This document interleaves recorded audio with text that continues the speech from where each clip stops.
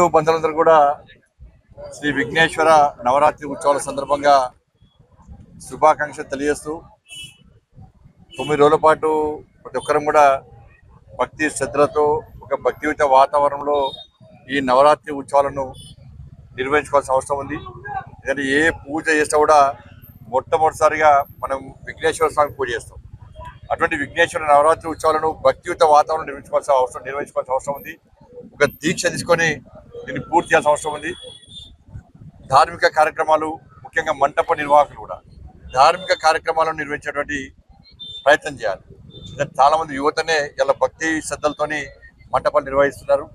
కాబట్టి అందరం కూడా ఒక మంచి ఆలోచనతోని ఈ దేశం బాగుండాలి, ఈ సమాజం బాగుండాలని చెప్పి ఒక మంచి ఆలోచనతోని మనం విఘ్నేశ్వర నవరాత్రి ఉత్సవాలు జరపాలని కోరుకుంటూ, నేను కూడా స్వామివారు పెట్టుకున్నా.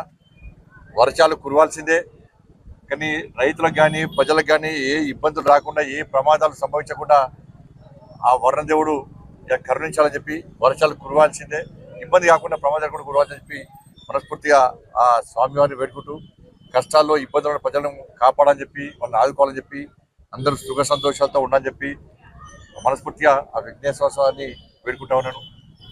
దాంతోపాటు వరదల తాకిడికి ఎంత ఇబ్బంది పడ్డారో ఆ ప్రజలను ఆదుకోవాల్సిన బాధ్యత ప్రభుత్వం మీద ఉంది. కేంద్ర ప్రభుత్వం ఏ సహాయం చేయాలో సహాయం తప్పకుండా చేయడానికి సిద్ధంగా ఉంది. రాష్ట్ర ప్రభుత్వం కూడా ఇవాళ అందరం కలిసి ముందుకు రావాలి. అందరం కలిసిమెలిసి ఈ కష్టాల్లో ఇబ్బందులు ఉన్నటువంటి సమాజాన్ని ఆదుకునే ప్రయత్నం చేయాలి. దానికి ప్రభుత్వం ముందుకు రావాల్సిన అవసరం ఉంది. మిగతా అన్ని పార్టీలు కూడా ఈ సమయంలో రాజకీయ విమర్శలను పక్కకు పెట్టి ఇబ్బందుల్లో కష్టాల్లో ప్రజలను ఆదుకునే ప్రయత్నం చేయాల్సిందిగా అందరికీ విజ్ఞప్తి చేస్తూ, ఎందుకంటే వర్షాలు కురిసినాయి, వరదలు వచ్చినాయి, ఇంకా ఎక్కడి సమస్యలు అక్కడనే ఉన్నాయి. ప్రమాదంలో ఉన్న వారిని కాపాడే ప్రయత్నం, ఇంకా వాళ్ళను ఆదుకునే ప్రయత్నం మనం చేస్తలేము. ఆ దిశగా ఆలోచించాల్సిన అవసరం ప్రభుత్వం మీద ఉంది. అందరూ సహకరించాల్సిన బాధ్యత అందరికీ ఉంది. బట్ అందరూ కలిసిమెలిసి ముందు అవసరం ఉంది. వీళ్ళు వాళ్ళని తిట్టడము, వాళ్ళు వీళ్ళని తిట్టి ప్రతి విమర్శలు చేసుకొని ఇలా ఇబ్బంది పడ్డ ప్రజల కష్టాలను పక్క పెట్టే ప్రయత్నం చేస్తూ ఉన్నారు. ఇది మంచి పద్ధతి కాదు. విమర్శించే వాళ్ళు కానీ, ఈ రాష్ట్రాన్ని పాలించే వ్యక్తులు కానీ, ఇద్దరు కూడా ముందుగా ఈ తాకిడికి గురై ఇబ్బందులను ప్రజలను ఏ విధంగా ఆదుకోవాలో ఒక మంచి ఆలోచనతో ఒక ప్లాన్ ప్రకారం ముందుకు అవసరం ఉంది.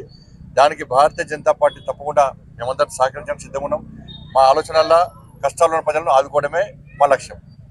మా కార్యకర్తలు అందరూ కూడా సేవ చేస్తున్నారు. ఇలా ఖమ్మంలో భారతీయ జనతా పార్టీ కార్యకర్తలు నిర్విరామంగా వాళ్ళ ప్రజలను ఆదుకునే ప్రయత్నం చేస్తున్నారు, ప్రజలకు సేవ చేసే ప్రయత్నం చేస్తున్నారు.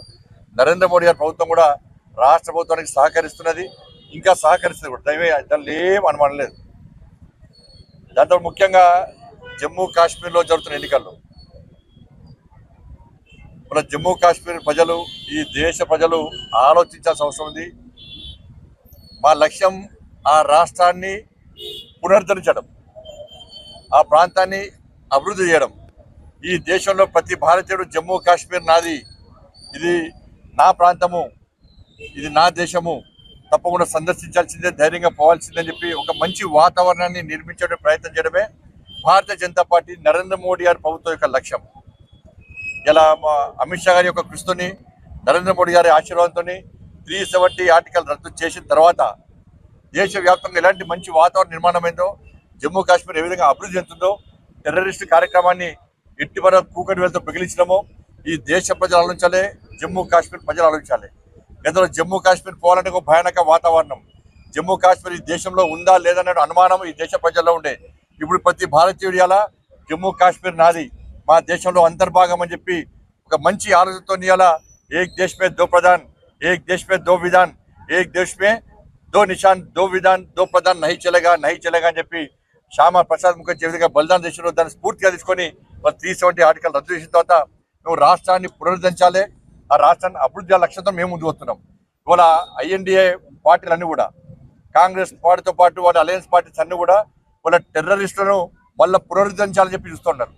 రాష్ట్ర ప్రజలకు మీకు టెర్రరిజం కావాలన్నా ప్రశాంతమైన వాతావరణంలో ఆ రాష్ట్రాన్ని అభివృద్ధి చేయడమా, తేల్చుకోవాల్సిన సమయం ఆసన్నమైంది. కాబట్టి వాళ్ళు నరేంద్ర మోడీ గారి ప్రభుత్వానికి అక్కడ జమ్మూ కాశ్మీర్లో సేవ చేసే అవకాశం, జమ్మూ కాశ్మీర్ను అభివృద్ధి చేసే అవకాశం, టెర్రరిస్టు కార్యకలాపాలను కూకటి వేలతో ప్రగిలించేటువంటి అవకాశాన్ని ఇవాళ జమ్మూ కాశ్మీర్ ప్రజలు ఇవ్వాలని చెప్పి ఈ దేశంలో ప్రతి భారతీయుడు కూడా మీకు సంబంధం ఉన్నటువంటి, మీకు పరిచయం ఉన్నటువంటి జమ్మూ కాశ్మీర్ ప్రజలను అప్పీల్ చేయండి. ప్రతి యువకుడు అప్పీల్ చేయాలి. జమ్మూ కాశ్మీర్ నాది, ఈ దేశంలో అంతర్భాగం. జమ్మూ కాశ్మీర్ ప్రజలారా, భారతీయ జనతా పార్టీ నరేంద్ర మోడీ గారి ప్రభుత్వాన్ని గెలిపించండి, కమలం గుర్తు మీద ఓటేయండి. మీకు అండగా మేము ఉన్నాం. అందరం కలిసిమెలిసి ఒక శక్తివంతమైన భారతదేశ నిర్మాణం కోసం మీరు కూడా భాగస్వామ్యం కండి అని చెప్పి ప్రతి యువకుడు కూడా ఇలా అప్పీల్ చేసినటువంటి సమయం ఆసన్నమైంది. అక్కడ జరుగుతున్న పరిణామాలు వేరు, అక్కడ ఎన్నికల ప్రచారం జరుగుతున్న పరిణామాలు వాతావరణం వేరు. కాంగ్రెస్ పార్టీ తిరిగి జమ్మూ కాశ్మీర్లో టెర్రరిస్ట్ సంస్థల సంబంధం పార్టీలతో కుమ్మక్కై ఎట్టి బస్సులో భారతీయ జనతా పార్టీని అడ్డుకునే ప్రయత్నం చేస్తున్నది. భారతీయ జనతా పార్టీని అడ్డుకుంటున్నారంటే మీరు టెర్రరిస్టు కార్యకలాపాలను ప్రోత్సహిస్తున్నట్టే, జమ్మూ కాశ్మీర్ అభివృద్ధిని అడ్డుకుంటున్నట్టే, ఈ దేశ ప్రజల మనోబలను మీరు కించపరుస్తున్న విషయాన్ని ఇలా గుర్తుంచుకోవాల్సిన అవసరం ఉంది. కాబట్టి జమ్మూ కాశ్మీర్ కూడా భారతీయ జనతా పార్టీ గెలవాల్సిందే, జమ్మూ కాశ్మీర్ను కాపాడుకోవాల్సిందే.